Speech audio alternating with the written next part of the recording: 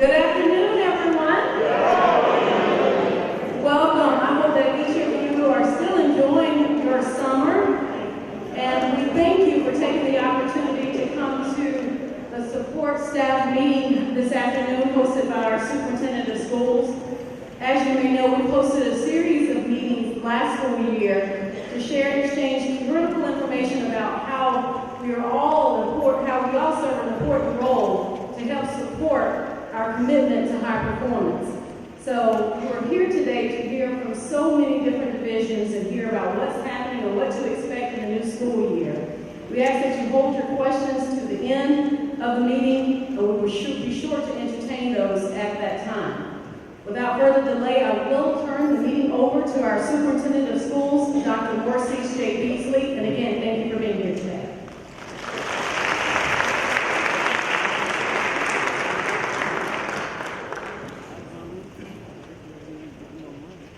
Good afternoon, everyone.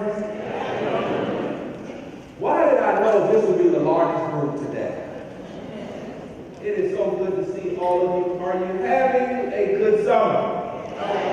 Good, good. Are you ready for the children? We understand. Well, I know that yesterday we had elite scholars to start, and so we've got one school going, and we've got 61 other schools to get up and running. Well, it's good to see all of you today. I am glad that while this is a voluntary meeting, I'm glad to see that you thought it important to come, because clearly we have information that we'd like to share and to give you an opportunity to ask of us questions, etc. As you know, last year we started having a series of conversations, and for the most part, the communications department would set the agenda, work with me to set the agenda, and once they introduced me, I led the meetings. And that was my first year as superintendent, but how do you know they brought me in real good last year? And so I learned quickly. So this year, what we're going to do is, today, we've organized the meetings a little differently, so you all can hear from not just me, but from the other departments, so you all have a pretty good idea as to what's going on.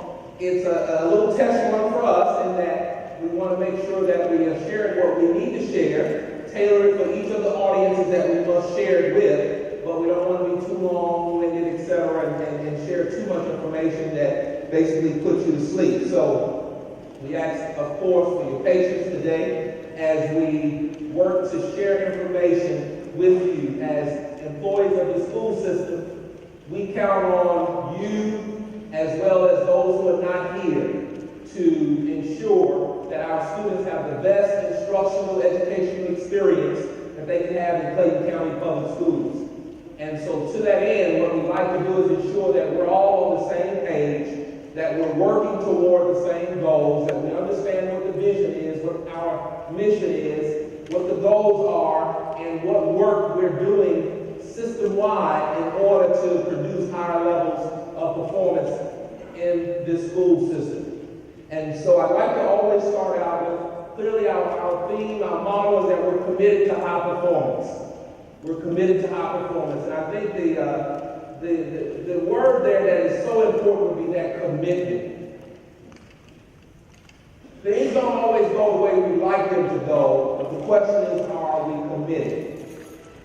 When things are going well, we celebrate those things and we appreciate it. And for the most part, things go well. But when there are days and moments when things don't go well, as one would expect or would like them to go, the question is, are we committed? And so I know that all of you in here are committed to high performance. And so throughout today, throughout the rest of this year, we're going to all be working on ensuring that we're high performers. We're high performers in every way, because that's what our community deserves. We're all privileged and we're to be here to serve our community in whatever role, whatever capacity that we serve in. We want to ensure that our community, our students, experience the best that they can relative to their K-12 education experience.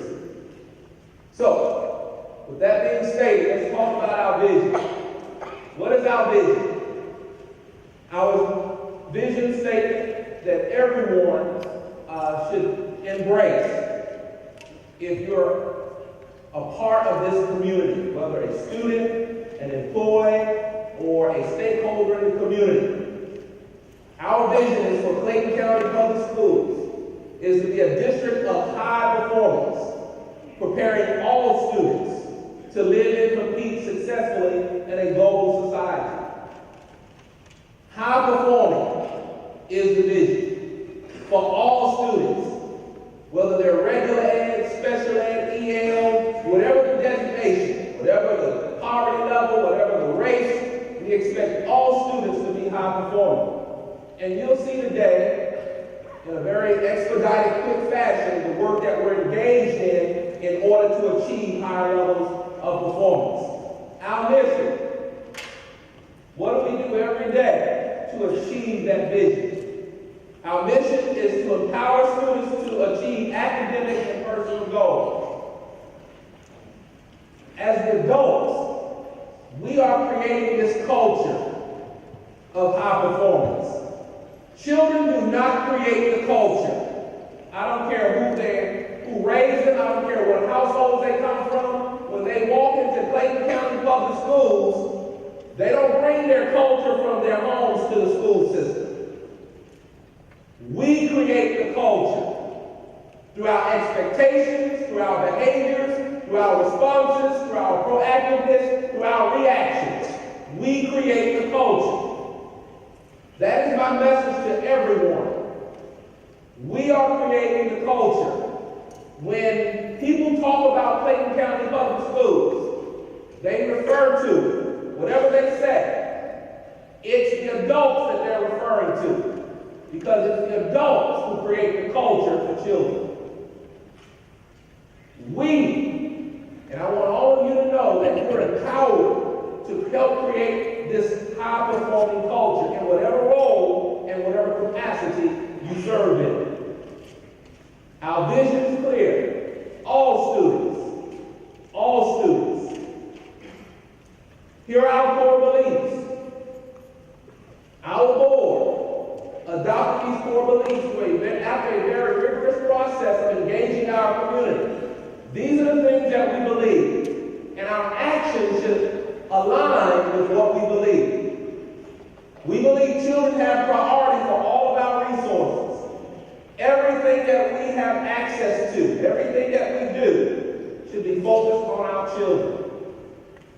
Our children are the priority. We believe education is the shared responsibility of the student, parent, guardian, the school, and the community. All of us in here, and those who are not in here, if they're a part of this community, they have a responsibility to ensure that all of our children are provided an education and that education prepares them for life well beyond Clayton County Public Schools. We believe communication and understanding among all stakeholders of our diverse community are essential to achieve the goals of education. Communication and understanding. That's one reason we have this opportunity here today. It's important that we communicate. And I want to encourage all of you as you work among yourselves in the various departments and divisions, your teams, communicate. Communicate with your supervisors. Communicate with one another. Communicate across departments if you must. But communicate.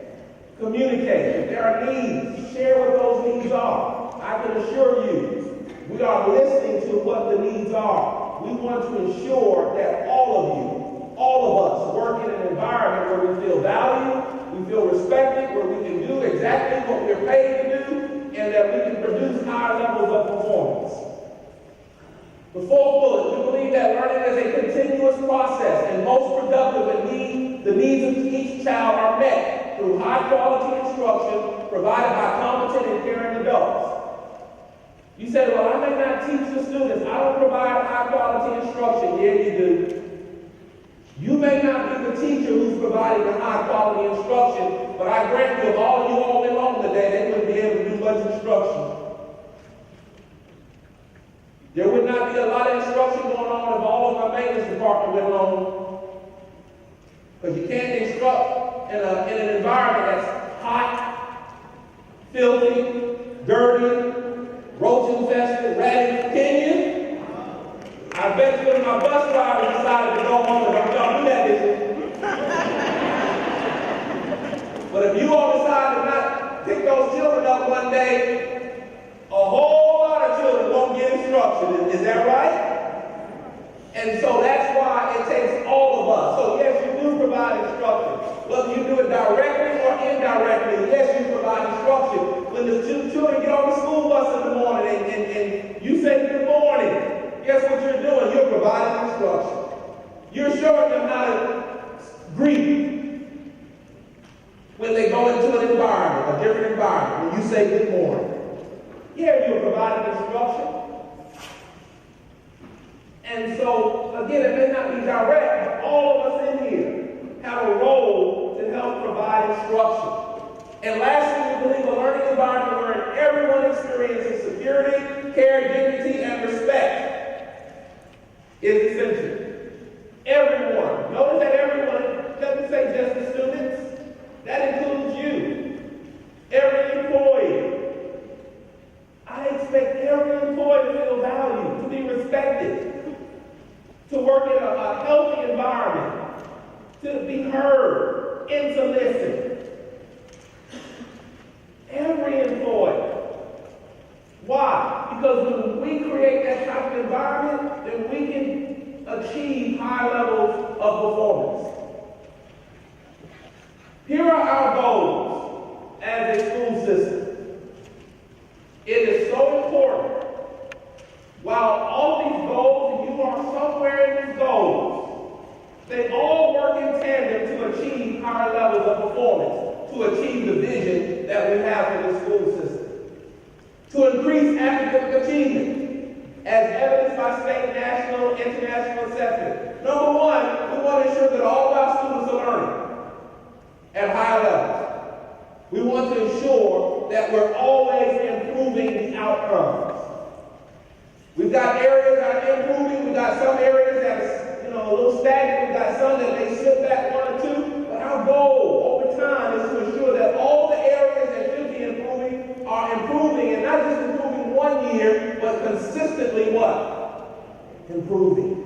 And we can do that. Number two, to provide and maintain a safe and orderly learning environment. You're somewhere in that goal. In your role and what you do, you are helping us ensure that it's safe. All of us have eyes and ears to see what's going on. So we can report if we need to. All of us. When we wake up in the morning, we want to go to work, and guess what? At the end of the day, we want to go where? Home. And so that's why we've got to work together. We saw what happened in the nation and in other school systems last year. Those incidents are going to happen again. This is America. It's going to happen again. The question is, what can we do as a team to be proactive, to minimize the likelihood of such incidences occurring in our school system? What can we do? One thing we got to do is work together. One thing we got to do is ensure that everybody understands safety is everybody's responsibility. Orderly learning environment, everybody's responsibility. Goal 3, to create an environment that promotes active engagement, communication, accountability, and collaboration of all stakeholders to maximize student achievement.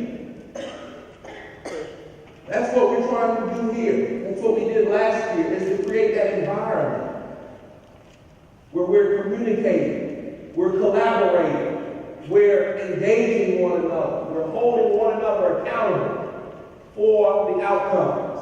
Goal 4, to provide high-quality support services delivered on time and within budget.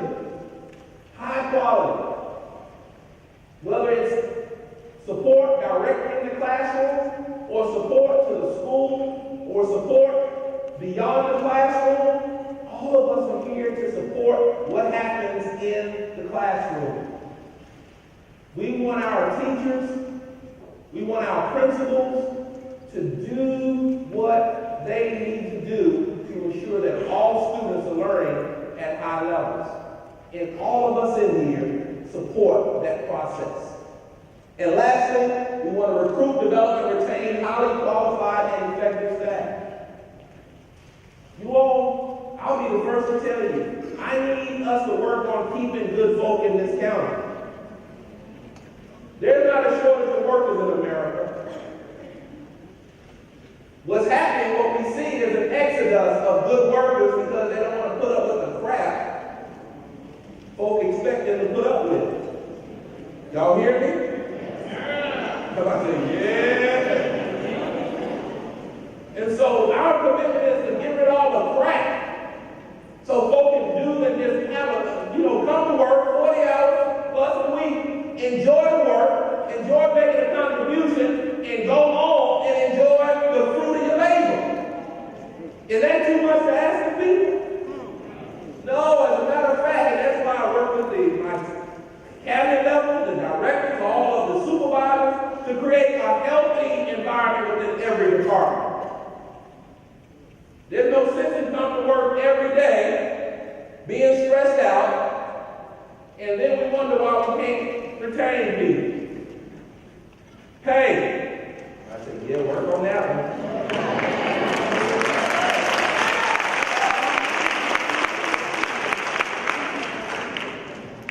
And just so you know, last year when we had to do the budget, we had to cut the budget about $30 million. I got a few strikes on my back, y'all see them? I had to cut $30 million, but guess what I had to do to cut it? Because we cut operational expenses where we could. Once we cut those where we could, I still had almost an $18 million deficit. The only place I could go was personnel. Start cutting people. Some people said, oh, you should cut across the board salaries. I said, well, if you do across the board salaries, it ain't like you're already paying us a whole lot in some areas. That means you have to reduce those salaries. So I said, I don't like that idea. They said, well, you can always just cut a whole lot of positions. I said, well, if you cut all the positions in May, all you're going to do, because the children are not being cut, all you're going to do is try to hire them back in August. So that doesn't make a whole lot of sense to me, and I've seen that not work in several places.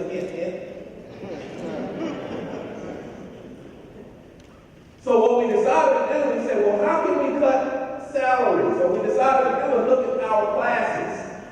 And so we did an analysis of all of our classes, and we saw that we had a little room to tweak with our class sizes.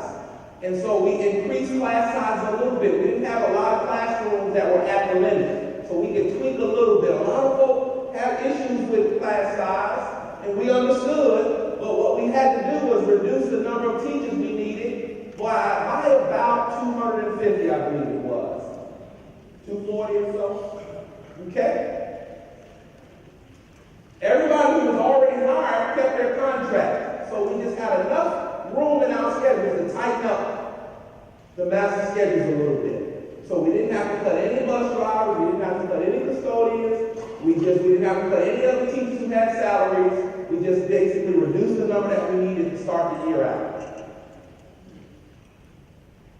That was a tough decision, but the board adopted the budget, and we are where we are today. My commitment to you all is this, and I share that to say this.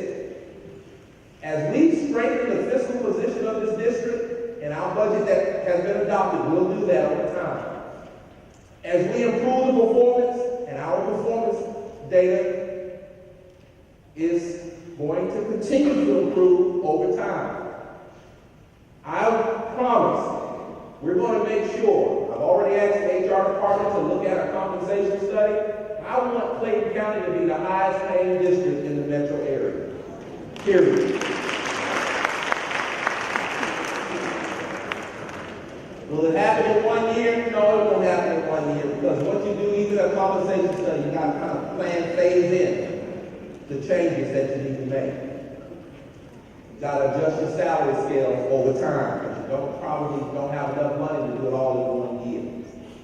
But I want you all to know that we're working on that. What we need of you is your patience and your understanding, and know that we're working. We keep an eye. The Metro RISA, as a matter of fact, the state RISA does a study, and they rank all the counties according to pay every year. And right now, I believe we're number 2 or 3, number 3. We're number 3. We're going to get to number 1. You all be patient with us. We're going to get to number 1. So look at this definition of high performance. I don't know if you can see it all the way in the back, but I'll read it.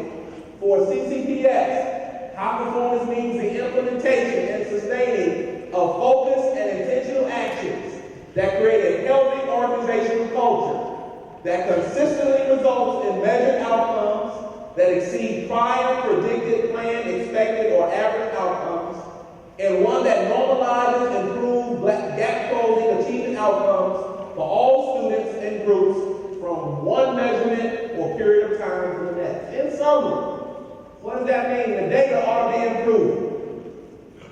I'll use it as an example. Our bus drivers. Mr. Walker keeps up with the on time, how our students are delivered on time to every school every day. I believe last year the rate was 98%, 97%. He said 98 this year. That's an example of improvement. And I believe the year before that, do you remember what it was the year before that? You know, don't want to talk about it. So 97 was an improvement over the previous year, right? That's what high performance is. You look at what you're measuring and you improve it from 1 year, from one period of time to the next. Is that something we can do, everybody? Yes, we can. And so you'll work with your divisions and your departments to achieve high performance in your particular area. But as you all know, high performance for a department only occurs because you have individuals in the department who are what? High performers. And so all of us must be high performing. High performing. All of us must understand that we're the face of the district. When we pick children up, when we serve breakfast or lunch or snacks, when we clean or we tidy up a restroom, all of us are the face of the district. All of us. And so it's incumbent upon all of us to ensure that at a basic level, you treat people the way you want to be treated.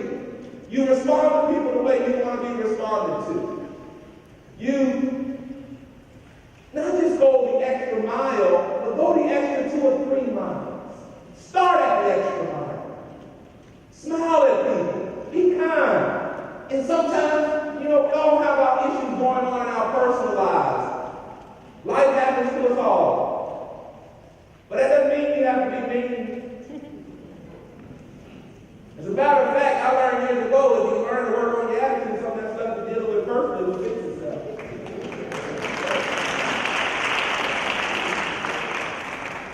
Somebody said, well, I never. And you never will. If you don't fix it. Because the universe has a way of helping us. You either fix you, or the universe will do what? Fix you. But either way it goes, you will be what? What I learned is easier for you to fix your what? Than for you to let the universe do what? Because the universe is not, it's pretty hard and tough on it. And so what I want to tell us as adults, we're modeling for our young people what we want them to see every day. At a basic level, be high performing, be kind, be responsive. Give to others what you would have them give unto you. Respond to others the way you would want to be responded. Put yourself in that situation. I got an email the other day. The parent was a little upset. They had a child going to college, and they were trying to get a transcript, and for whatever reason, somebody didn't have time to do the transcript.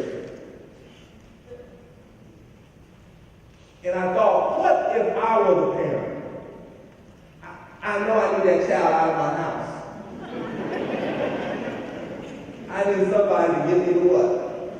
Give me the transcript. Because on August, whatever day school starts, I need to drop them there. I need them doing something. We were able to get the school was able to get the child a transcript. But just thinking about if that were you in that situation, what would you want someone to do? And you respond accordingly. I think our world would be a better place. Would you agree with that? Our school system will be a better place. So, at this time, the various departments are going to come and run through. I want you to, and we're going to do high level, but we want you to know at a high level that you're part of the team.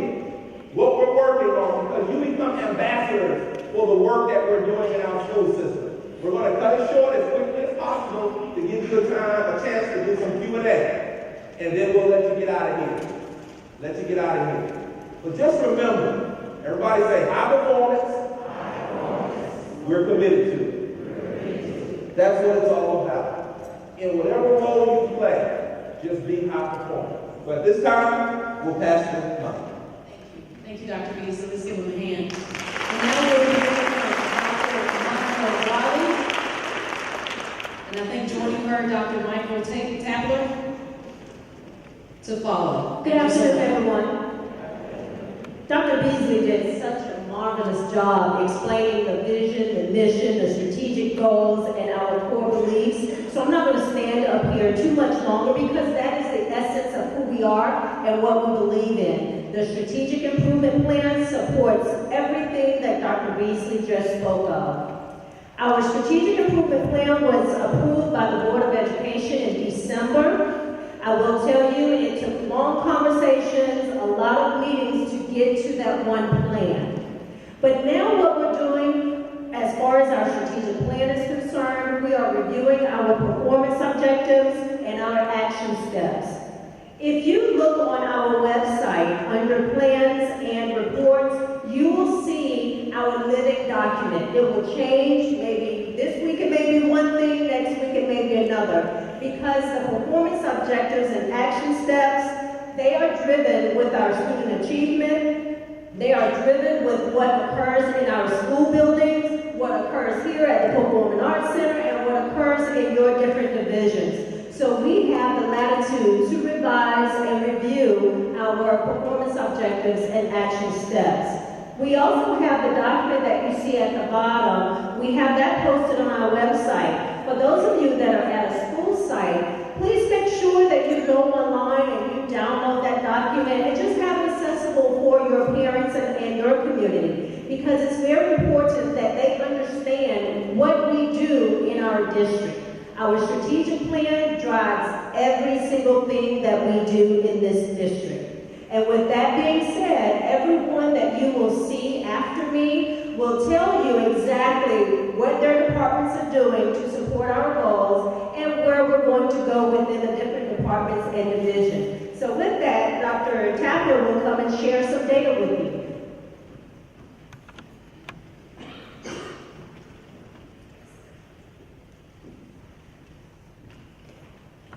Good morning, or good afternoon, rather. Okay, so I've been told to keep it brief. I am Dr. Michael Tapler of the District Psychometrician. I work in the Research, Evaluation, Assessment, and Accountability Department. And so what I want to talk to you about here real quick is the trend data regarding our EOCs. EOCs, if you don't know, is regarding our high school students that take, our high school test takers, and also some middle school test takers that take high school courses. Now, what I want to draw your attention to is here the last quarter, or the last three columns. We have this year's comparison against the metro area and the state of Georgia. And I also have to tell you that this data are embargoed, so please don't share with anyone else outside of this group. This year also, what we're doing differently is looking at only our proficient learners and above. So while this numbers are typically smaller than they used to on our website, of what Dr. Wiley was speaking of during our balanced scorecard, we're only going to focus on proficient students and above. So it gives us a better understanding of where we stand with other districts in our area and with the state. So just want to keep that in mind for you. So this is our EOG data. With our EOG data, it's our grade testing, and that's for our test takers for grades 3 through 8. And as you can see, the trends here, we are on an upward trend in most places. We have slipped a little bit in some, but we're going to make up ground this upcoming school year with the things we have in place. Okay, so what we have here presented is the ELA in mathematics. Next slide. I present to you the science and social studies for EOGA, and that is, again, grades 3. In this case, this is grades 5 and 8. Okay. Now, the next slide here is our AP test, and what I want to draw your attention to is the bottom row here, where we see our system. Where you can see where we started at 15% in 2012 with scores 3 or higher. We now are up to 19.4%, which is great. So we're making some strides. I think this is a good indicator that we're on the right track, because what this does, essentially, if you have kids that are taking AP courses in high school, it gives them college credit, which means you can save money when they go to college, they want to take that class. Next slide.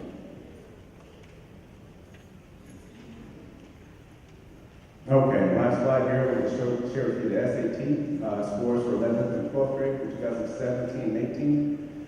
What's important here to note is that the new test culminates the test for max of 1,600. So this mean score here is what most parents are going to look for when they want their child's exam. You know, how far are they from a perfect score? The higher score, the better your chances are of getting into or getting accepted into a college. So we're looking to increase our mean scores.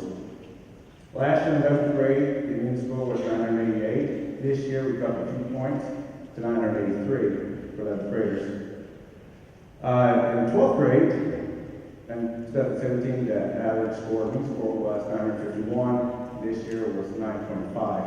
Now that may be due in part because less students are taking the SAT, but we do have some things, or we see some indicators that tell us that the scores will be much higher next year, especially with SAT Day, things we're putting in place in our schools. And next up, we'll have.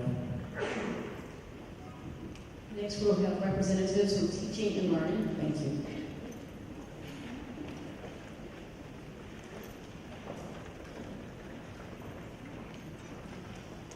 Good afternoon. I am Ellis Hargrave, the Secondary English Language Arts Coordinator, and on behalf of Dr. Ebony Lee, the Director of CIA, Christy Heath and I, the Coordinator of Gifted, Advanced Learning, IEP, and REP, we will provide updates from the Department of CIA. This equilateral triangle is a perfect representation of the 3 aspects of our department, because all sides are equal. With our department, all aspects, curriculum, instruction, and assessment should be equal, they're equally important, they should align, and they should be equally rigorous. We know that our core curricula, which are the Georgia Standards of Excellence, and our assessment, which is the Georgia Milestones Assessments, are rigorous. Our streamlined, laser-like focus as a department is to ensure that our classroom instruction is equally as rigorous. So our first update is a focus on strengthening the alignment between curriculum, instruction, and assessment. To help us in that endeavor, we have partnered with ICLE to bring district-wide the Rigor and Relevance Framework. The goal of that partnership is to ensure that all leaders and teachers have a deep understanding of what rigor is, and that our teachers have the capacity to build rigorous and relevant lessons for our students on a consistent basis. In addition to the training associated with the Rigor and Relevance rollout, we will continue as a department to provide professional development to our teachers and leaders, focus on what our teachers and leaders need as well as what our data reveal. Our second update is that we will continue to support the schools in utilizing and implementing our programs, our intervention programs.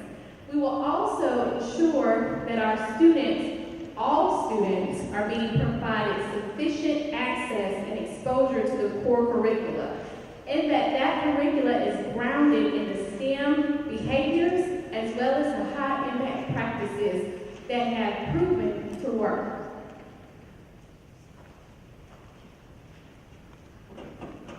Last, we'll be looking at a couple of other things. One is to increase the academically challenging classrooms that we have. We're really working to motivate to get as more children in our gifted and honors programs, looking at more children and building advanced placement programs, also offering more high school courses at the middle school level, and acceleration at K-12. We also, another thing, when we're looking at instructional practices, we're making sure we're going into schools, doing a focus walks at certain schools. That way it helps us to go in and find out how can we support them, how can we give them the appropriate tools and strategies to help them make them successful. By doing that, we also are looking at the assessments, and that means we're looking at all assessments, district assessments. We're looking at intervention assessments for reading and math. We're also looking at the assessments that teachers are doing in their classrooms. And lastly, I really think this is the most important, is what we're doing as a family, what we are doing in helping our work here and going home and making sure it's still doing this with our stakeholders and that this continues so that we're working together. And I think the last statement is really important because it's what we do every single day, and that is we have to read something, we have to write something, and we have to solve something. So that's really our focus, and I hope that pervades through everything you're doing too. Thank you, ladies. And now we'll hear from Dr. Ralph Simpson, Deputy Superintendent, School Leadership and Improvement. Just the person next to you, wake him up. I'm going to make this plain. So, I've often shared this before. Dr. Beasley was the most likely to succeed in his class. I was the most unlikely to succeed. And I shared that for a couple of reasons. I can share the next 2 to 3 minutes about what rigor relevance is and all of what you see in terms of those test scores, but I like to use myself as an example.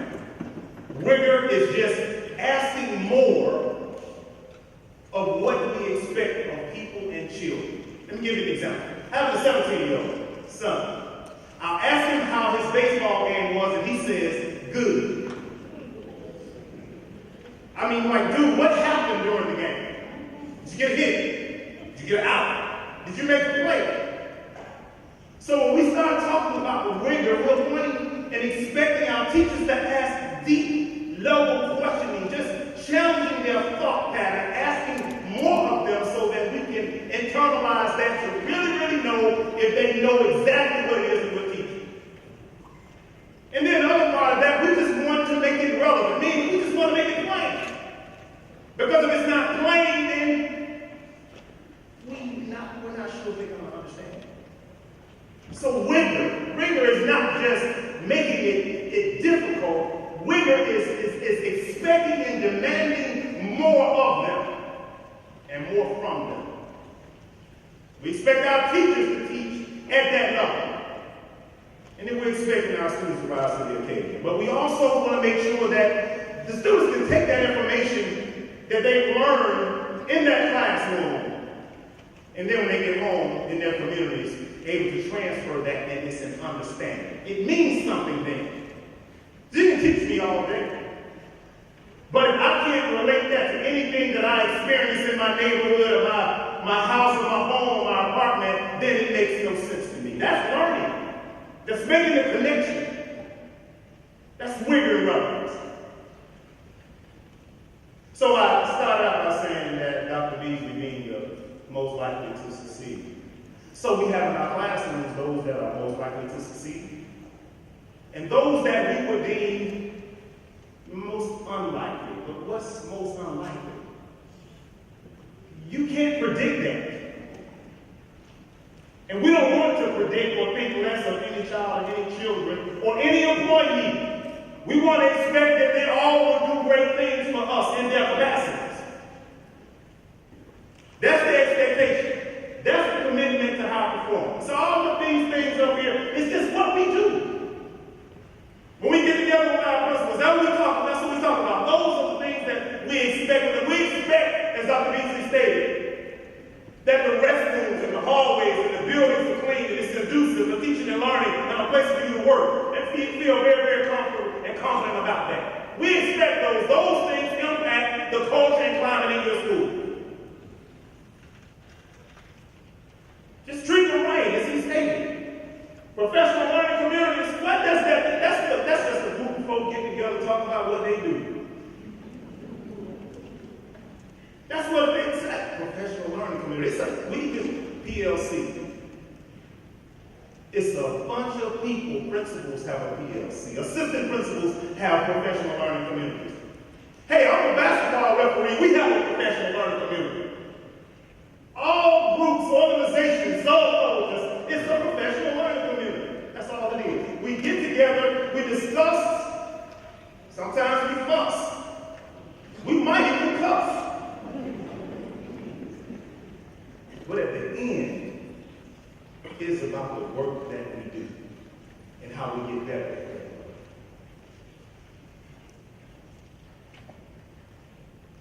That has mainly been covered. This is improvement plan. Of course, we know we have to have a plan in order to get that. Improvement is what we do every day. We have to have a plan to guide us where we're going. We have to sit and discuss the areas of weaknesses and our deficiencies, and this is what we're going to do this year to get better, because the data that Dr. Tapper presented tells us that something went wrong somewhere. And when it tells us that something went wrong in this particular grade level, this particular content area of math, then we have to zero in on that with a laser-like focus and say we've got to help the children in this particular class, in this particular grade, and make sure that the teachers in that professional learning community are trained and equipped to be able to bring those students up. That's it. That's bottom line. Plain and simple. It's just that easy. It's that easy. And then the last one, you can go to that. Uniform. So here's the deal. The way you dress is the way you'll be addressed.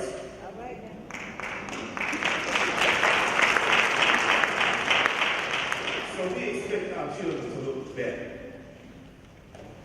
We want to model for them what we expect. It's nothing about the uniform, because you can wear a uniform inappropriately. You have to, the clothes that you wear should be appropriate regardless. It's the way you wear it.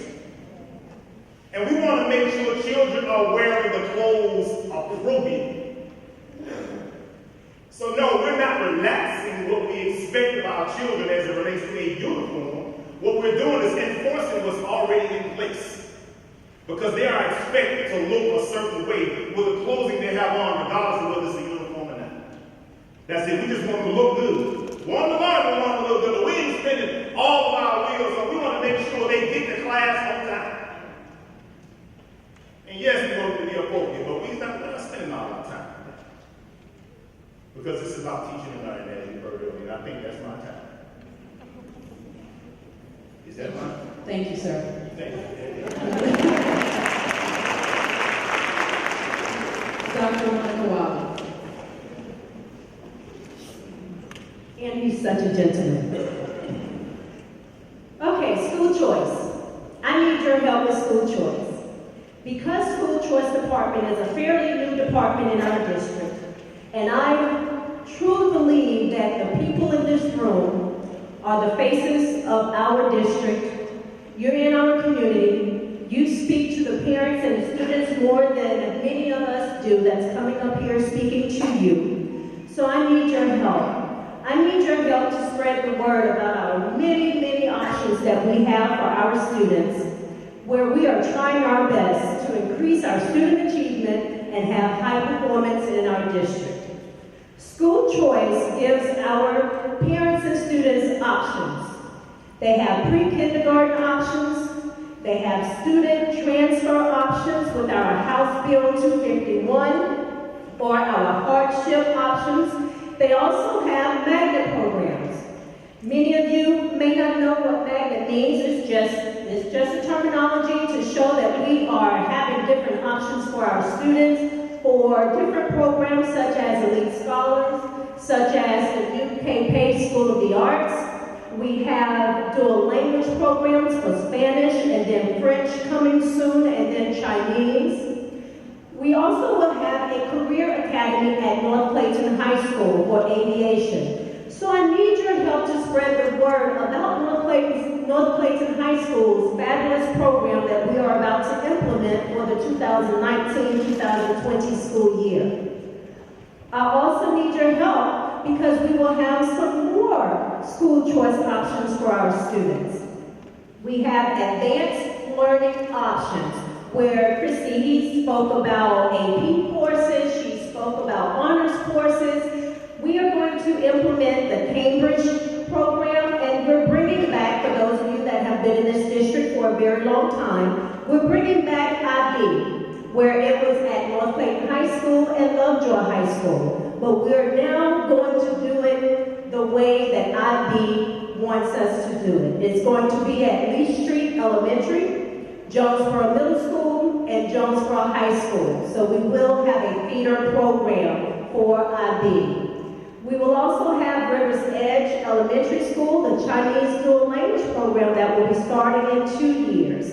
So if you're out in our community and you're speaking to anyone at the store, or they come into your school and they ask about school choice, or they ask about magnet programs, you can refer them to the school choice department, or you can refer them to the school choice guide that is located on our website. We are currently updating it, and it will be posted hopefully by August. So our parents will go out there to see what fabulous programs that we have.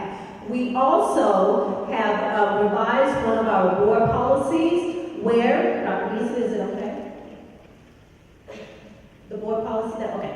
We revised our board policy where we will accept students outside of Clayton County to enroll in our schools, but it is tuition-based. So please, if you know anyone that's inquiring about any of our programs, please send them to the school choice department. They can come here. My office is located here, and we will be more than happy to assist them. We will also have application assistance days scheduled as well, which will be posted to our website. So again, our website is on the school choice department or the magnet schools program department. And thank you so very much. Thank you, Dr. Waller. And now we'll hear from Sandra Nunez, Deputy Superintendent for Student Services.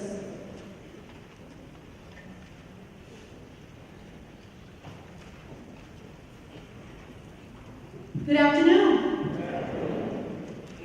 You are awakening. Now be ready for the loud. I am talking today about the student support services, and what you are going to hear a lot is the circle and circles of support. You are all part of the larger circle of support. Dr. Beasley explained to us how we support the vision, the mission, and the goals of the district. A more focused circle of support happens at the district level and at the school level, grounded on coherence. What is coherence? Coherence is what we need to know and have, which is know the purpose of our work, individually as well as collectively. That's what we talk about when we talk about circles of support. And you are part of it, we are all part of it. The division of the student support services has a number of areas and services that you see on the screen. The Department of Students of Exceptional Students, and you can see what we are focusing on in the Department of Exceptional Students this year in relation to increasing our focus on instruction. we've been focusing on compliance, ensuring that we are providing those services that our students with disabilities need. We are focusing on instruction. You also know about the GNEX program under this umbrella. The new GNEX program tries to decrease the restricted learning environment for our students. The homeless education program, doing wonderful work for our homeless students. Psychological services. In psychological services, we're focusing on ensuring that we are implementing the MTSS process, collaboration, interdepartmental, interdivisional collaboration with our psychologists, and the expansion of the STAT program. The STAT program is the Student Against Disruptive Decisions. The second language learning includes all those departments, and counseling is also expanding services. You have the Department of Discipline implementing the PBIS program.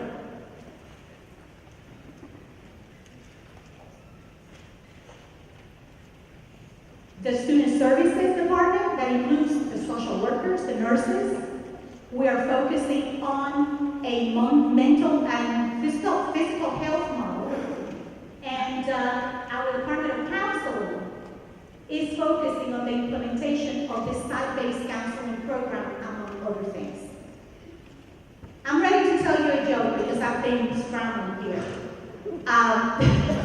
In my previous presentation, Dr. Beasley, I've got to say this. My previous presentation, I was long-winded because we are doing so much and so much to tell you. You can see it on the screen. And Dr. Beasley said, if you don't fix yourself, he didn't say that to me, the universe will fix you. So I try to fix the presentation and present to you all the wonderful services that we are having in the division. And here I am scrambling. And that happens after Dr. Simpson presents and wakes you all up. So I appreciate your attention. And I'm sure Dr. Beasley, next time we're going to do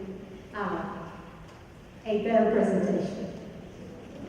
Thank you so much. Next, we're going to hear from Dr. Jamie Wilson, Human Resources.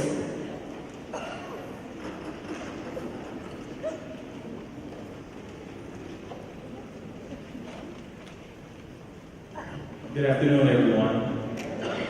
I want to take just a few moments to kind of share our work for the upcoming year. One of the targets that we're currently working toward is ensuring that our schools are staffed for teachers at the beginning of the year, early August.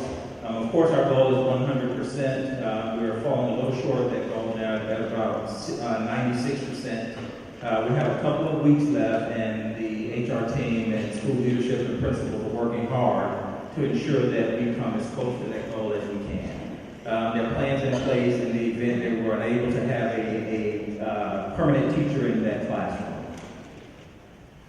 This is just some of the work that we do in human resources. I won't read all of this to you. It is all shared on our website. These are services that we provide to our employees. So if you're ever in need of our assistance in any of these areas, please reach out to us and we're glad to serve you. I want to talk a little bit on the last slide about what our priorities are for the upcoming school year.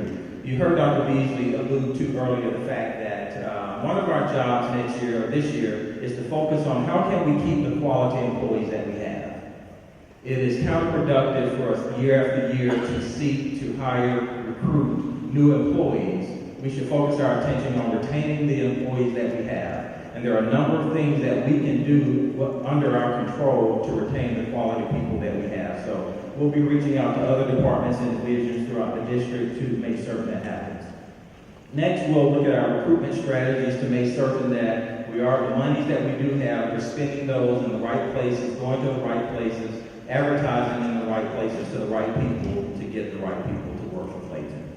And lastly, all of us should have had an evaluation this past school year. work this year is to continue with being compliant and getting the evaluations done, but also working with other departments throughout the district to make certain that the results of those evaluations are used to inform decisions, discussions, training, and opportunities that are provided to our employees throughout the district. Thank you so much for your time. Thank you, Dr. Wilson. Next, we'll hear from Chief Thomas Traywick, Safety and Security.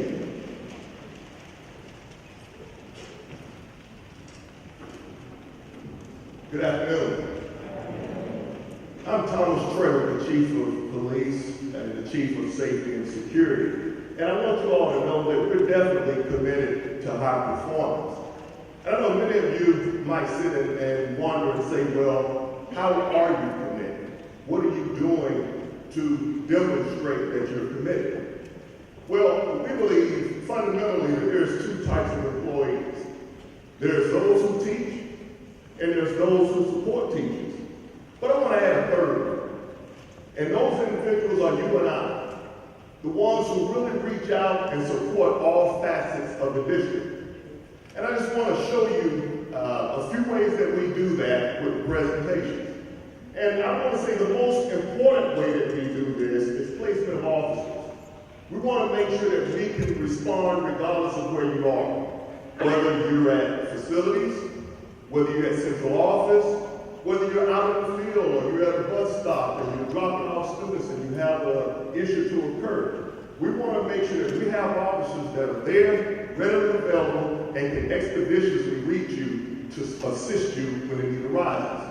That's vitally important to us, making sure that we're there when you need us. Another important aspect of what we're doing and what we have done is we created a tip line. And I want all of you all to subscribe, go on, and download the tip line. See something, say something. You know, Dr. Beasley mentioned earlier, safety is everyone's responsibility. And I know you hear this cliche, and you're probably tired of hearing it. See something, say something. But ladies and gentlemen, it makes a difference. It truly makes a difference. So please go on and download the tip line. Now, another way that we show or demonstrate our willingness to commit to high performance is training. Officers have to be trained. And we want to step further this way. You know, the governor had a mandate that the school resource officers only had to yearly attend a 40-hour course. Well, we wanted to take it a step further, and we had 95% of our officers to become nationally certified. I'm extremely proud of that. We're also constantly training to respond to crisis, specifically active shooters. You know, even quite often we don't think it would happen to us, but it actually happened in this state last year. If you guys recall, we had a teacher in Dalton who had a crisis, and it required a response. Now they had a good outcome, and that was because the officers and the school trained. So that's where we are. We're constantly training our officers to be prepared to respond to the crisis, regardless of what that crisis may be.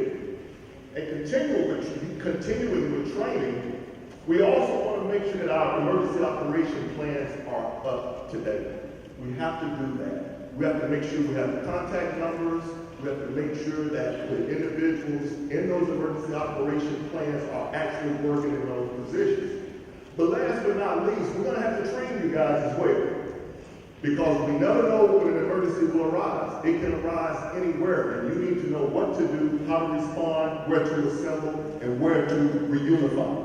So stay tuned. You're going to see some additional information on training, practice, and watching videos on what to do in the event that we have a crisis at one of our facilities. Last but not least, updates. Many of you all have been impacted by the first book. Last year, we had a large number of students who just felt that life was so horrific to where they decided to end their lives. And I think it would be productive for us to create a public service announcement discouraging that type of act. So we'll be calling on some of you all participating in the video, the PSA, to put a platform out there to discourage suicide or even having those type of thoughts. So I appreciate the attention you're giving me, and I'm going to close out at this point. Thank you. Thank you, Chief. And next, we'll hear from Ms. Lisa Alonso, Business Services.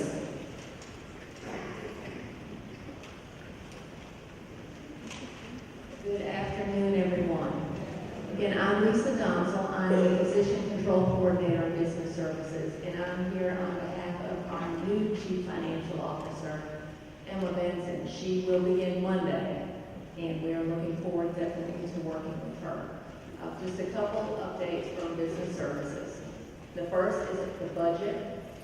As Dr. Beasley said, it was a challenging, interesting, educational budget cycle, but we got through it. And we have a good, solid plan for this year and to carry us into the next few years. I appreciate your help in helping your department heads make decisions regarding, we had to make some cuts. We had to shift some money around within departments. And that will impact everybody, myself included. What we would like everyone to consider this year, one of the words in the definition of high performance was intentional. We want all of our decisions this year to be intentional with regard to the budget. The only way that we are going to be able to carry forth the study, the compensation study, and make adjustments where needed, if we have a good, strong balance in the bank account. We do that by staying within budget, not buying things if we don't need them, buying them if we do need them, but making sure that we're very intentional with what we do so that we can keep everybody paid at the level you deserve. So again, thank you for your help with the budget. If you have any issues, questions about the budget, we are definitely here to work with you. Thank you. The next piece is going to be near and dear to many of you. Munis implementation. We are getting after, 30-ish odd years, new software for business services and human resources. It's a complete change from the AS400 and what we've known. We're also bringing several departments who've had sort of satellite software programs. We're going to be bringing everybody in line so that we can work together. Right now, Munis, the business services side, we have been working for almost a year on our side. We intend to, in January, go live with all the plans in place to do semi-monthly pay, where you'll get paid twice a month. That'll be January. Thank you, Dr. Beasley, for helping us get that online ahead of time. And we will be online, business services will be online for the next budget year. So basically next January, we'll be on board with our half. Human resources is actually kicking off today. Most of the human resources staff has been over at the PLC with the Munis team, and their implementation is scheduled for fall of 19. So we are moving forward, but also being very intentional about our plans for training. It's not fair to bring all this on, not train you, and expect, to hold you to a standard if we're not going to provide the training, and we are. So if you are apprehensive because it's a new system, some of you have been on the AS400 for 30 years, we're going to walk you through it. We will definitely make sure you are ready when we make this transition. The last piece is purchasing. I'm speaking on behalf of Deborah Brewer, our purchasing director. We have been working on a program, let's see, it says, determine how to do business with Clayton County Public Schools. Vendors are now able to get online. That's actually almost ready. This fall, vendors will be able to sign up online, and we intend to go live with that program in January. So all of you out there that work with vendors on a daily basis, they'll be able to do everything online. They'll be able to go check their accounts online and check the status without having to call and go through you when you in turn have to call accounts payable or purchasing. So we're going to try and streamline all of that, but that's due to begin in January when business services goes online. If you need any assistance, you know we are here to help. So please don't hesitate to call business services for purchasing. Thank you. Thank you. And now we have technology updates from Mr. Rod Smith, Chief of Technology.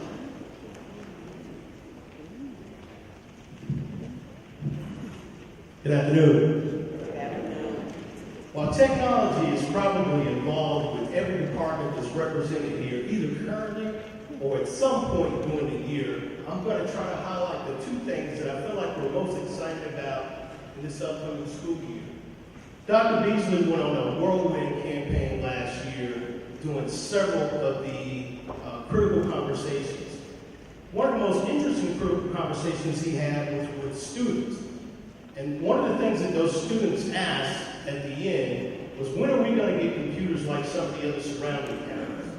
Many of those counties called the project or implementation or initiative one-to-one, which means one computing device for every student.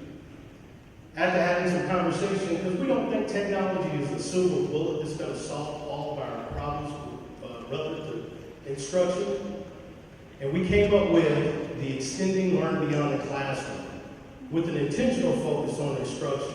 And while we think these computers and these laptops are going to help students engage, increase their access to the technology and the curriculum that they have, it's still not going to be a silver bullet.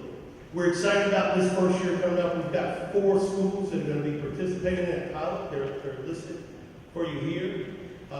One of the things we decided as a group, after looking at some of the research, found out that 3rd through 12th were probably the target groups that we wanted to focus on. So by the end of, I think it's year 5, every student in grade 3 through 12 will have a personalized learning device, a Chromebook that they'll take home. Now I say Chromebook now, but technology changes pretty quick, so I'm not really sure what that device will be 4 or 5 years from now. But right now, we're just calling it a personalized learning device. What we're going to do is repurpose some of those other devices, because right now we have about 40,000 laptops and Chromebook devices in our inventory currently. Some of those will be coming off of inventory. The ones that remain, we're going to refocus those down to the lower grade levels so that the K1 and 2 students will still have a one-to-one-like experience, right? They won't take them home, but they'll have access to those devices for instructional purpose the entire day. Thank you, David. The other real big project we're excited about is the digital classroom refresh. Right now, currently in your classrooms, and we've already started this project, it's well on its way. Previously, we had projectors in the classroom with panda boards, and we've had document cameras and student response systems. Now, while you guys may not be in the classroom using these devices with the students like many of the teachers are, we sought out the solution, and the way that we went about selecting the solution, we wanted a solution that had a software platform that will allow all these devices to work together. So we're phasing out the old projectors, the student response systems that they used to have, the slates. And we've selected a solution called Mimeo, a box-like Mimeo. And this solution, what you'll see if you go in the classroom or if you're ever over at the PLC, what you'll see is a 75-inch flat panel. That flat panel is interactive. 10 students can interact with that panel at the same time. Every classroom will get one of those. In addition to that, we'll supply a certain percentage of devices for every school. That being student response systems that work under the Mimeo, the box-like Mimeo platform. They'll have document cameras and slates. Those are the 2 things that we're most excited about. While this project is well underway, some of my guys are sitting here now. We expect this project to be finished somewhere around February of this upcoming school year. And while technology is always unpredictable, that date may change, but right now we're looking at a target date of February to be completed with that project. Thank you very much and enjoy the rest of your day. In the next area, we will hear from operations and SPLOST updates. For transportation, we have Ms. Denise Hall and Mr. Harold Walker.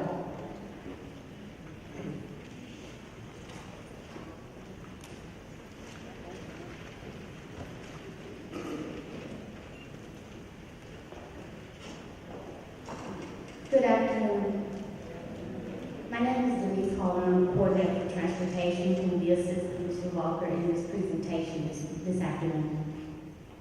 Y'all heard that clearly. Assist me. I really want to appreciate you. She's going to go through the presentation with me, and after that presentation, I will add one or two things to the presentation, okay? The Transportation Department is committed to creating a culture of high performance by providing safe, reliable, and on-time transportation services to the 28,000 plus students we currently service. We have 365 routes and drivers with an average arrival time of 98%. Our state-of-the-art buses are equipped with air conditioning, wireless video camera systems both inside and outside the buses, two-way radio systems, GPS tracking, wheelchair accessibility, and emissions control devices which promotes clean air for our students. We do a lot of collaboration with various departments. Listed here are some of the departments that we currently provide services for.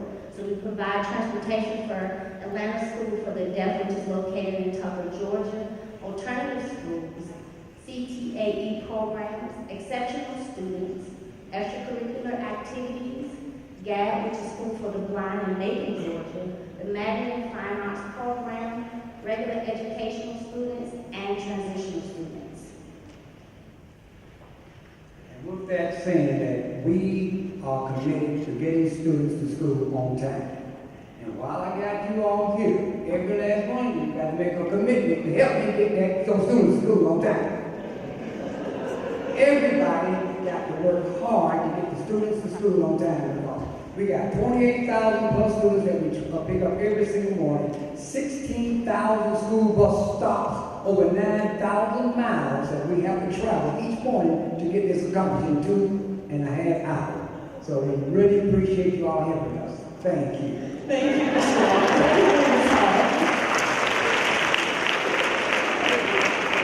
And now we'll hear from Mr. Kenneth Thompson, who will provide an update for our maintenance department.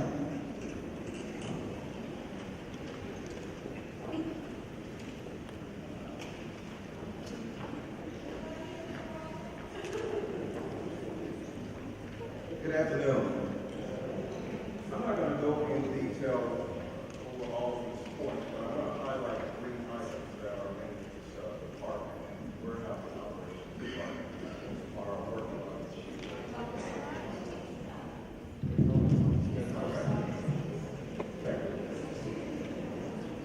Good afternoon. Can you hear me now? Okay, thank you. First of all, I want to say this. I'd like our maintenance team to stand up.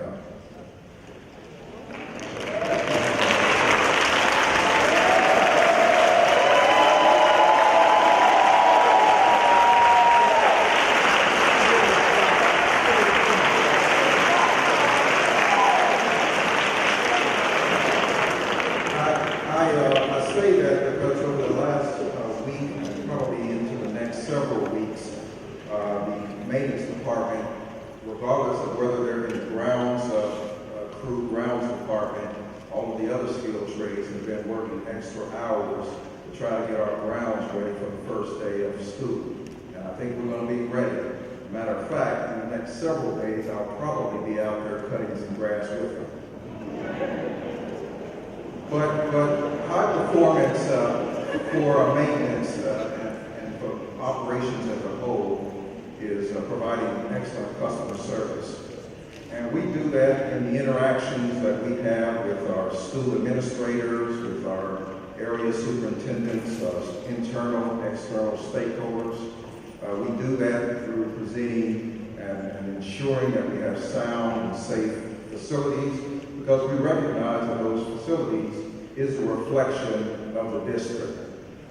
Most of our maintenance team members, as well as school nutrition and our bus drivers, reside in this county. They've raised families, their children have gone to our schools, so they've gone to the schools.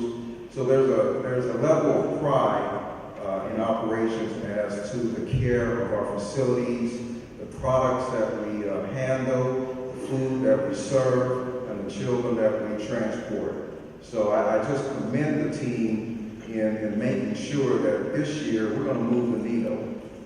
Several things that we're going to do in HVAC is our HVAC systems. Last year kind of had a little rough start, but that's typical because of our aging inventory, our aging infrastructure. But this year we've been working with construction, getting some funding from SPLOST to update 6 of our schools. That will kind of relieve some pressure off of the existing team and making sure we can respond to the other schools in a timely manner. We've also created an ongoing partnership with a training company, which is the provider of about 80% of our HVAC infrastructure. We're hoping with that support, the support of construction and renovating and replacing some of our problematic school systems, that would leave a little bit more resources for our current HVAC team to respond at our older schools and those schools that didn't get renovated. So we're going to move the needle in making sure that we can respond quicker this year, ensuring that our students are learning in a comfortable environment. Secondly, on the grounds piece, we're going to try to make some investments, finding or locating some funding sources to provide some equipment that will enable the team to more efficiently attend to our grounds and reduce some of the cycle time. So we're looking at those strategies, looking for funding sources to make it easier for our team to operate in this current environment. And finally, in the warehousing operations area, we have all of our critical items in place, ready for delivery to the schools. That's from paper to textbooks, our supplies. So everything's in place for the first day of school. We're looking forward to the integration and implementation of units and how we operate the warehousing operations, whether it's deployment of items, inventory control. So with the integration of that process, that should make it easier for us to respond to the school's needs. I think that's it. We handle 25,000 work orders a year. Can't highlight them all, but the team is really committed to providing high performance and excellent customer service. Thank you. Thank you, sir. Next, we'll hear from Ms. Director of School Nutrition.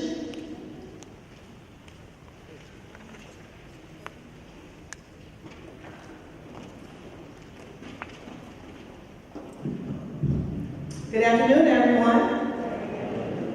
The School Nutrition Department supports student achievement and strategic goal by making sure that all of our students, when they arrive to school on a daily basis, have breakfast and lunch available throughout the school day.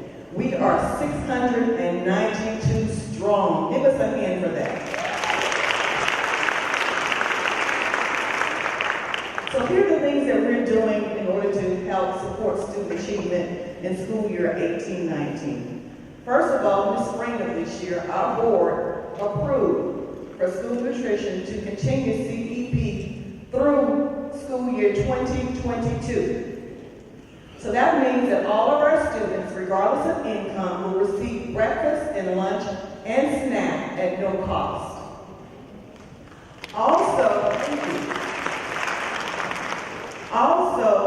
we have been approved again this year for 10 of our schools to receive the Fresh Fruit and Vegetable Program grant, which allows our students at various schools, at the 10 school sites that's listed on the PowerPoint presentation, will be able to enjoy samples of fresh fruits and vegetables from across the world. We serve our students pinchu berries from South America. They've had a chance to sample asparagus, blood oranges, as well as some radishes and some other fruits and vegetables that I did not name. But those schools receive about $355,000 a year in grant funding in order to service that program. Also, last year we started as a pilot, and we hope to continue on. We've introduced mobile carts to our students for breakfast. These students will be able to have breakfast at an alternative location besides the cafeteria. So we're able to catch those students who arrive to school late, those students who are located, say, in a gymnasium, another part of the school building. We're able to capture those students and serve them breakfast during breakfast time. And this has helped because this is a national phenomenon. USDA and other organizations are pushing breakfast in the classroom or breakfast in alternative locations so that students will have access to breakfast, because we all know that a hungry child cannot learn.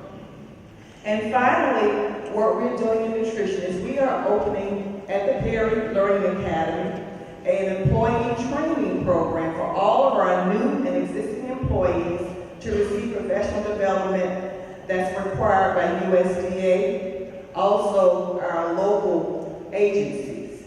So we're opening up that facility starting this year, and all of our staff will rotate through that facility at least twice per year to receive the needed training that they have in order to better serve our students and to do their jobs. Thank you very much. Thank you.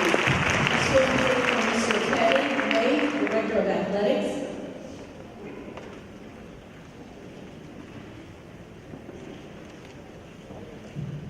Good afternoon, everyone. In athletics, we're here to support the school system by being committed to high performance. We do that through quality athletic opportunities for our student athletes. We know that quality opportunities can affect school culture in a positive way. It also allows our student athletes post-secondary opportunities to go on to the next level through scholarship opportunities. And we also focus to do that in a safe and secure way. Some of the things that we do are, as you can see up here, include CPR certifications, making sure all of our coaches are up to date on heat policies. We want to make sure all of our student athletes remain safe. And we could not do this without the support of maintenance department, transportation, business services, and every department in this room, because we're a small three-person department, but we need every department to be able to operate. So we appreciate every one of you in here, and we look forward to a good school year. Thank you, sir. Director of Construction and Supplies.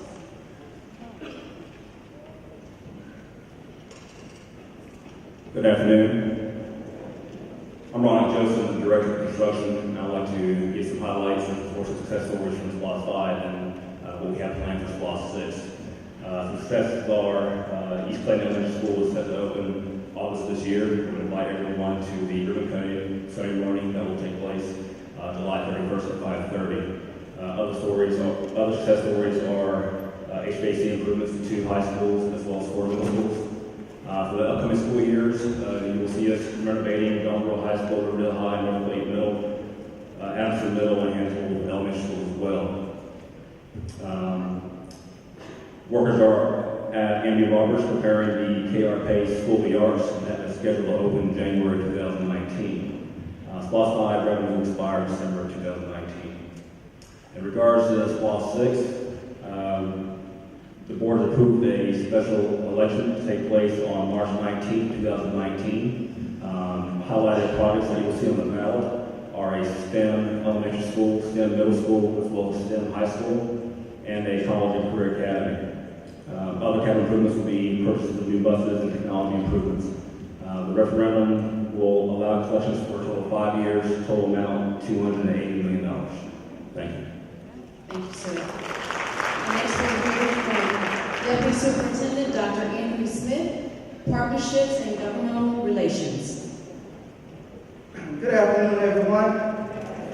The partnerships and government relations and community engagement is a relatively new department. I'm working closely with communications as it relates to community relations, and government relationships is something that we're embarking on this year in terms of connecting with our local and state officials and even federal officials. And we've established a monthly partnership meeting with the county government, various entities, and the municipalities. As it relates to partnerships, we're increasing our partnerships. What we're doing at each high school is we're formalizing partnerships. There are thousands of departments out there, past and present, that we don't have a strong relationship with. So what we're doing is we're in the process of contacting each and every one of them to formalize that process to make certain that they know that we need their help and we support them working with our school system more closely, and we're trying to make some inroads with those relationships. That's about it. I don't want to stand here and bore you. I would yield my time for you to have some engaging, perhaps questions or comments with our Superintendent, Dr. Beasley. Thank you, sir.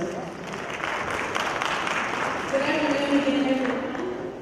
I am Jada Dawkins, your Chief of Communications, and we are excited to share in the opportunity to highlight some amazing things that you've heard today from all of these leaders in all departments. We highlight and spotlight the great news that's happening within our school district, and it's a daunting task sometimes with 5 individuals, but I think we work hard to make sure that we're sharing all the work, the hard work that you do. So we are focused this year on the 3 C's, is what we have streamlined it to be. And that's communications, customer service, and community engagement. And in communications, we will continue to use our platforms. As you well know, we highlight incredible information on our social media platforms, which include Facebook and Twitter. And most of you know by now that our superintendent has a Twitter page, so we monitor that as well. We will continue to post information on our website. We will continue to utilize our printing services, which is now supervised by my area. And we will continue to research, train, and participate in any professional development opportunities to learn how we can perfect our gift and our crafts to support each and every stakeholder in this school district. And finally, with customer service, with customer service, we think that it's important. We actually attended several community meetings, and many stakeholders shared with us about how they have visited so many sites and facilities, and we had some concerns about some of our leaders and support staff not being as friendly as they should or supporting each individual that enter our building for support.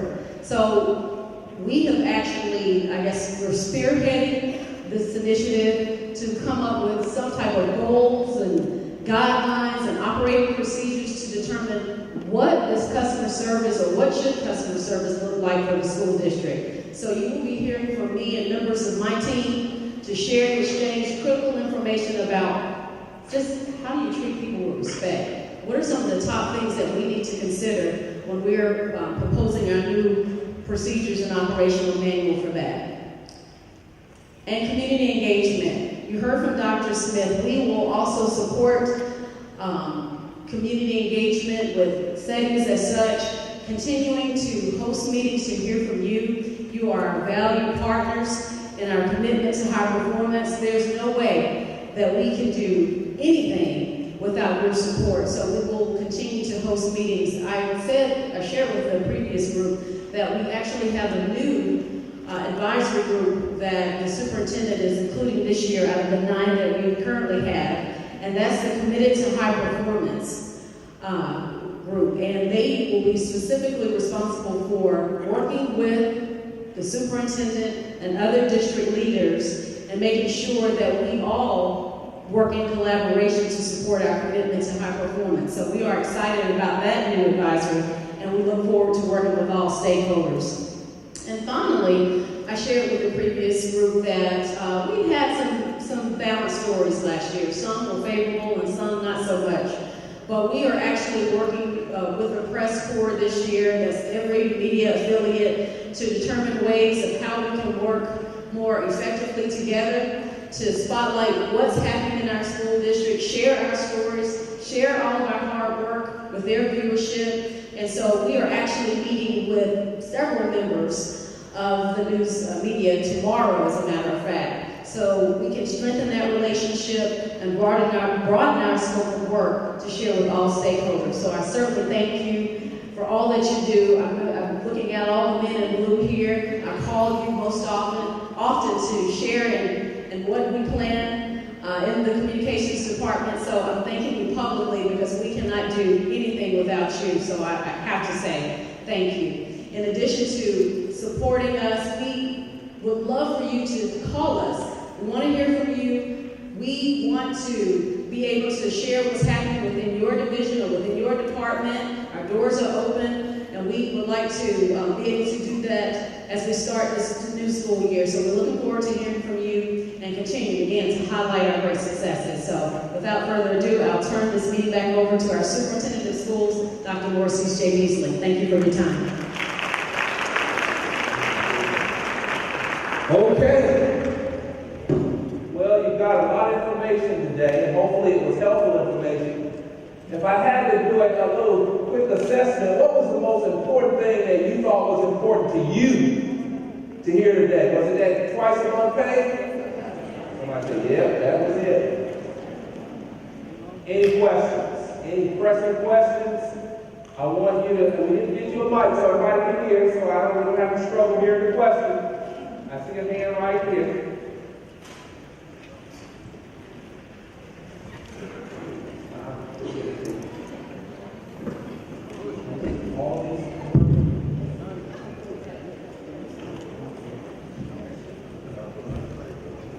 We have two mics, so if you have a question, please raise your hand and members of the team will stand by.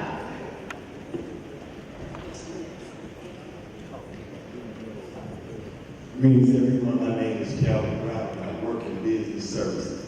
I heard a lot of things here today. The one thing that I did hear was trust.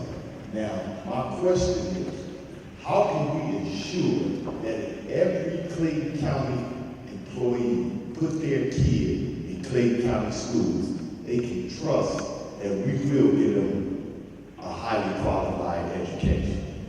That's a good question. My question, I would pose it back to all of us, because it takes all of us working together to really create that assurance. I think we have the right plan. I think we have the right work. The question is, are we going to continue to work together as a team to ensure that we meet the goals, that we focus on our children, and that we keep working to improve our outcomes? It's daily work. It's daily work creating that healthy organizational culture, as we said earlier, in every school, in every department, because when you add up all the schools and you add up all the departments, then you have the entire school system. And so everybody's responsible for their area. It starts with me as a superintendent, modeling the right leadership, respect, high performance, competence, being present in the moment, showing dignity, valuing everyone, and everyone doing the very same things in their capacities. And I think that we develop that assurance, if you will, or we achieve that insurance as you've asked. But I think it takes all of us. It doesn't happen overnight, but I think we're going in the right direction. We as a team, all of us in here, we did good work last year, and we're going to do good work this coming up year. And we need to celebrate that. The outcomes that we saw, some areas, a little stagnant, some dipped a little, but most of the areas are improving. Discipline, attendance, the transportation data, all the data is improving. We've got to keep tweaking our strategy, but that's what it's all about. It's called continuous improvement. We're going to keep tweaking it, and we're going to continue to get there. But we got to have confidence that we as a team can do that, and that we're going to do that, and be committed to that. Hi, good afternoon. My name is Haynes, and I work as a paraprofessional in special education, EBD. And my question to you is, as a paraprofessional in EBD, I have seen, a turnover of the teachers that have been here. I have a degree. It's not in early childhood education. I also went to the meetings of that. But I want to know, my question is, you want to know how to keep qualified teachers or people who wants to say, I'm one of those people who wants to say, I am an EDD, I love what I do with those children, but what else can I do to prepare myself and train myself if a teacher decides they don't want to do it anymore? Let me step up and let me take the job and let me try to do it. But what is it that I need to do? Because in EDD, it's hard to keep teachers, and as a paraprofessional, I have found myself throughout the last year, this is my first year in Clayton County, have to come back and step up and take over positions. So I want to stay in that. But what else do I need to do? Is there waivers that's offered? What else do I need to do with my degree not being in education? Well, so you said you have a degree, then you need to talk to HR because we got a pathway to get you to be a teacher. You want to be a teacher. You want to remain a paraprofessional. That's an excellent position. But it sounds like you want to also be a teacher. And so we got a program, as a matter of fact, we got several programs that we started this year. Clayton State, we got an internal program and we're about to do some advertisement to ascertain interest of those who are currently paraprofessionals who would like to work with us in order to be classroom teachers as well. So I want you to see Dr. Wilson here, but I think the first thing, you're already doing it. You got the right attitude. You want to do what it takes to help students. And that's the bottom line. That's the bottom line. And so you're already doing that.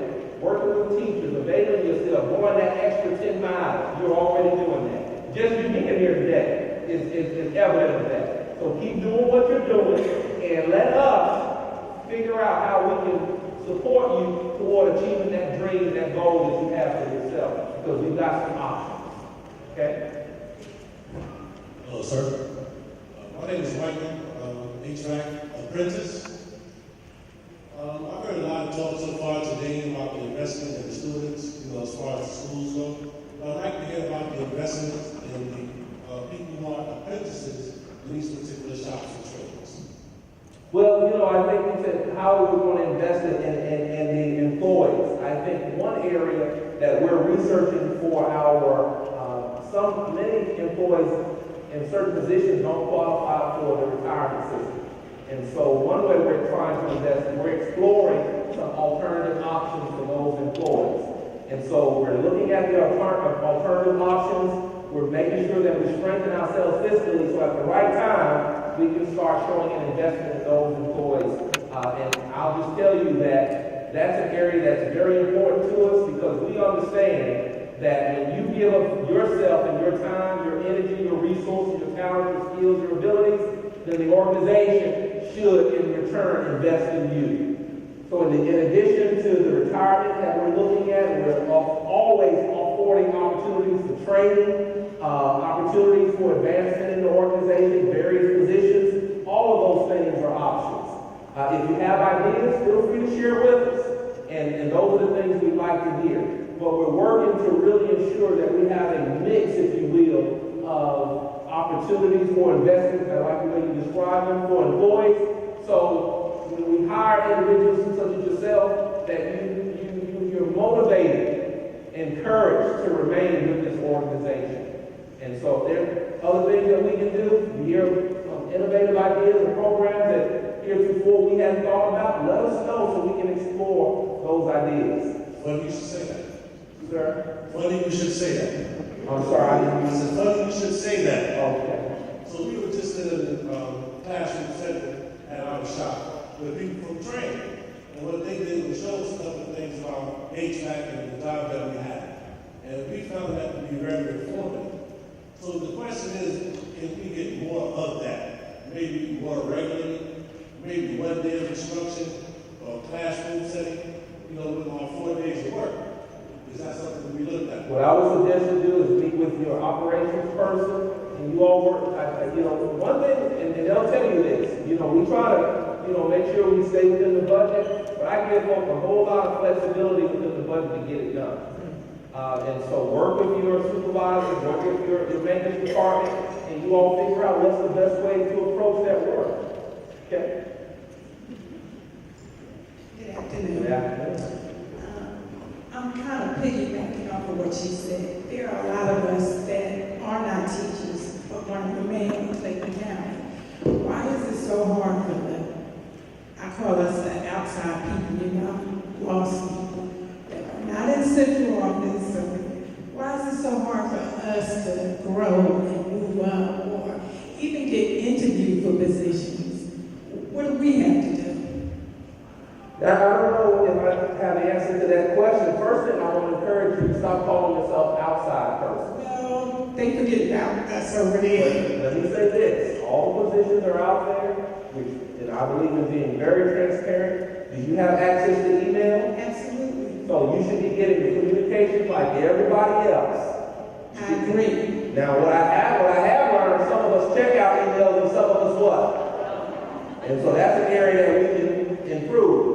But relative to like the various positions and things that you may be interested in, it's a very, and this is something that we all have to be mindful. I've applied for positions and I've been told 100 people applied and I didn't get an interview, and sometimes I did, sometimes I didn't. That dynamic occurs in Clayton and it occurs everywhere else. But I would say to you, don't be discouraged. And sometimes if you press beyond that moment, that's when that opportunity comes. You know what I mean? Don't give up that quickly. Sometimes it may not happen on this one, but don't give up. We've all been there, myself included. I can tell you there are many times I didn't get an interview. I didn't get selected for a second call or a second interview. But don't give up. Continue to let folks know in your department, your areas. Go beyond. I don't know what you're interested in, but you may want to connect with that department that you're interested in so somebody will know who you are. You may want to start volunteering, giving up some of your time so you can start getting familiar with what's happening in the department. I've seen individuals basically just want to be a part of the team and work to implement. And when opportunities came up, they were well positioned and well prepared to be considered for those opportunities. And so I won't say that there's a perfect way to do that. I would say you got to be resilient, you got to keep going, you can't ever give up, and you got to always believe that what's for you is for you and nobody can take it. Nobody.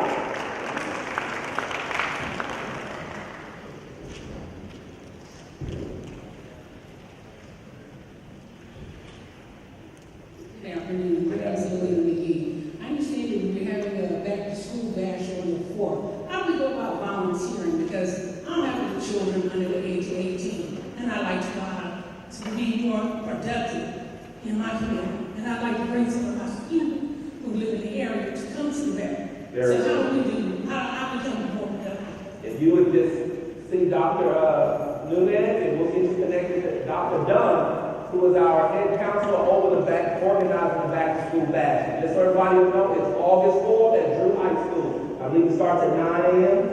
9 a.m. until about 1 p.m. I believe. So, back-to-school bash. Any other questions? Okay.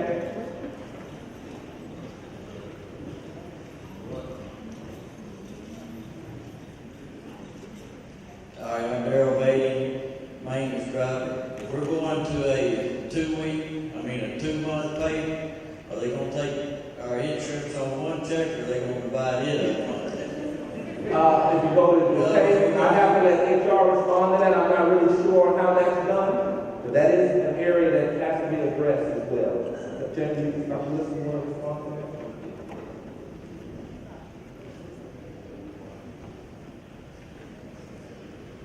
Yes, in terms of the semi-paid rate question, the benefits, your medical deductions will be taken out of your first check. Your flexible benefits, if you have them, any garnishments, any other deductions you have, will be split between your first check and your second check. So trying to balance out to where your checks, when we looked at it, they will almost be equal between your first check and your second check. So the largest deduction is typically your medical expense will come out of the first check. The other deductions will be split in half from the first check and the second check. And you'll get communication as we get closer to that implementation time so that you can plan accordingly. You need, as a group here, you need to work on the insurance being split because insurance is high enough for everybody, and everybody needs to have a working insurance program plus a working paycheck. Yes, sir. Thank you.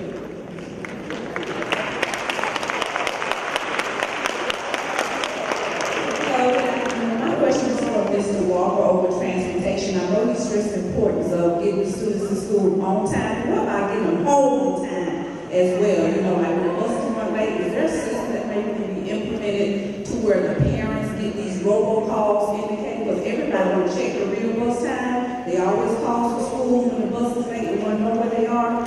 So sometimes secretaries have to engage those angry parents and those phone calls and want to know where the buses are. And I know situations do occur, but you know, getting them home is just as important as getting them to school. So you know, of course, you have staff that have to stay behind when the buses are late. They're running over their time to make sure they call parents.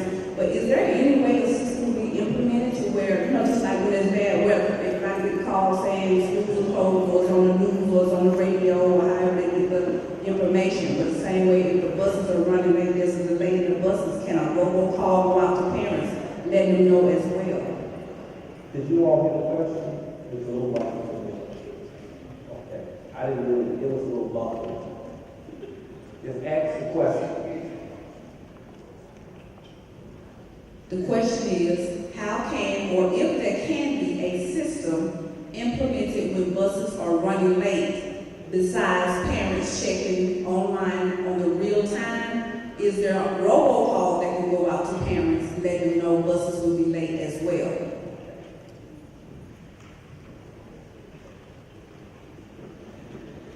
Thank you. Very good question. No, we do not have no technology now in place for that robocall thing.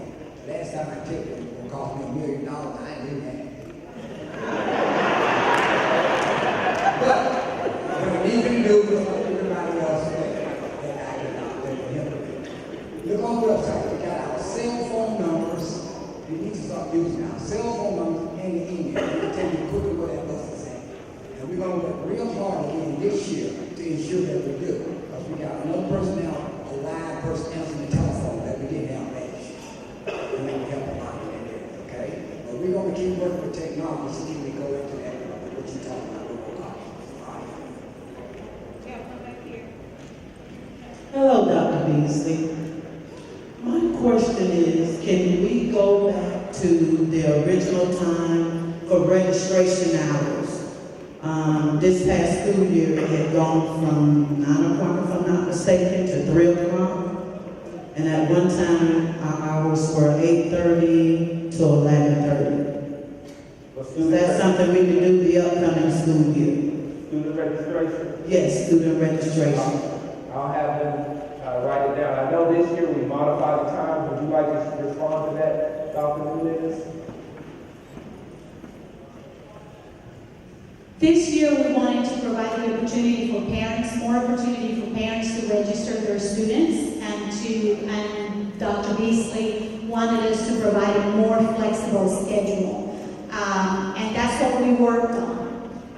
Going back to I wasn't here last year with the registration hours, but when we met to decide on the registration hours for this school year, that was the rationale behind it, trying to provide parents with more time to register their students in schools.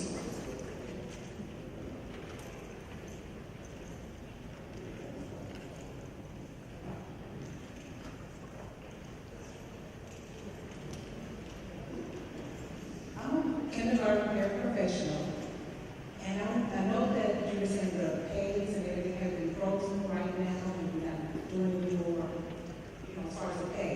But is there going to be a raise or anything for paraprofessionals in the future as far as our pay?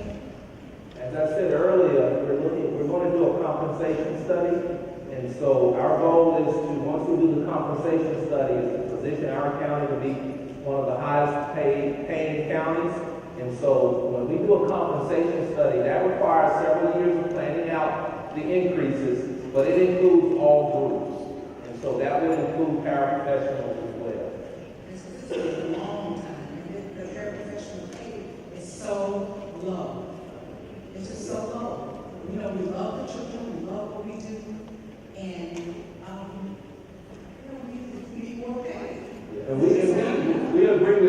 why it's important for us to do the study so we can get the pay right. Right now, that we do it so arbitrarily, you know, we've got to pull data from the metro area and other places to make it competitive. And that's the purpose of doing the compensation study. So it takes a little time, but if we do it the right way, then we can land and pay where we need to land so it can be competitive. And the truth of the matter is, so you all know this, you should do a compensation study about every 5 to 7 years. And so it's a time for us to do that anyway. Okay.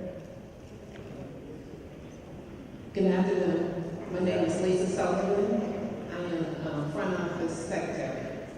And my question is, I guess actually for front office and also for a parent. I got a call today from a parent because we lost 3 students last year. Two gained balance. One was killed right after school was, I'm sorry, I studied emotional about that. And 2 other students were involved. So her concern is that when the students come back, is if we're going to have someone there other than the SRO to address the gang problem that's coming up in the middle school. Well, and so I want to make sure I understand the question. If there's a need for someone to be there, if anything happened over the summer, then the principal can work with the correct team, the assistant superintendent, to make sure we have support there when school starts in August. But beyond the SROs, and we can always allow the safety and security department to connect with your school to see beyond our district-wide program that we're doing, what specific programming may be helpful for that particular situation. What she was really concerned about is because she's scared for her students to come back to school. And she was trying to find out if there's something that us as a community can do. I know in the high schools they have someone who comes in and they talk to the kids. Won't you connect with Chief Traywood so we can make sure we understand what the request is and what the need is, and then we'll figure it out, okay?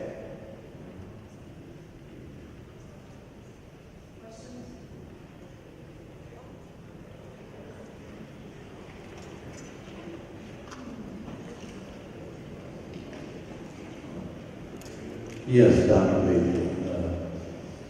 You were mentioning about getting better education and getting, just like this gentleman here asked about more training, things of that nature, especially for probably blue-collar workers. And blue-collar worker a lot of my life. Thing is, on the outside, when you come to work here, much different than somewhere like Henry County, other areas like that. If you have a degree or if you have a license, you are recognized and get experience level. Everybody starts at the same pay. If you've been doing something and you hold a license and you also have been doing this and own businesses, is it right that it's the same amount of pay? I don't understand why other counties recognize that and this county does not. I want to make sure I heard the question. The question is why are you not recognized as experienced? I thought that was the question, but I want to make sure. And clearly that's been a practice in this county. And, you know, we always ask, why is it being done that way? And that's the way they've always done it. But as a part of our compensation study, even this year, until we had our budget issue, we were moving away from that to recognize experience. And so we're headed in that direction. We're not there yet, but we acknowledge that that's the way, that's the route, the pathway we need to go. I think this is probably one of the only places I've been that doesn't acknowledge that experience like that. And don't really know why it's done that way, but I don't think it's a good practice. And we agree that it's not a good practice, but we also study the situation to see how much money would it take for us to correct that. And so, again, strengthening our position fiscally, Getting more money in the bank and the reserve will help us get there a lot sooner.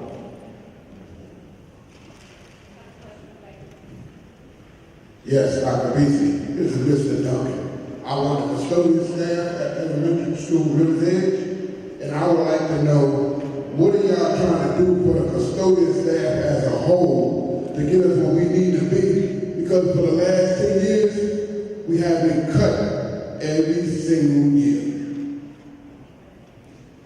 You say you've been cut? I made more money in 2007 than I'm making right now. I want to know, what are y'all trying to do to get us back to that point where we was at? I want to make sure I'm clear. Are you relative to pay? Yes, it is. Okay, all right. And so, as I said earlier, we're going to do a compensation study, and normally when we do a compensation study, once you identify the pay that your groups need to be at, oftentimes you start with the lowest paid groups. And so that's the direction we're headed in. We're just not there yet because we've got to do the study first of all. And secondly, we've got to build up our cash reserve so we can start, once we develop our plan of fixing things, we'll have the money to plan out how we're going to fix it over a period of time. Okay, that's what I was asking about, because you know, we are first responders. Without us, there goes the whole school system. The school has to be clean. So we really are first responders. So it's really on my heart to try to find out what's going on with the custodial staff, because like I said, I don't want to leave. I come from New York, and I don't want to leave. This is my second home. I got 3 kids here that go to the county school, and I'm trying to stay here, but I just want to know what's going on. That's all. Yes, sir. We want you to stay, so we're working on that. And we know that that's very important to fix, and that's why we're working, taking steps to make sure we fix that. Thank you. Okay. Well, thanks everybody, and have a great rest of the day. Have a great year, and we'll see you the next time we do this type of forum, okay? Take care.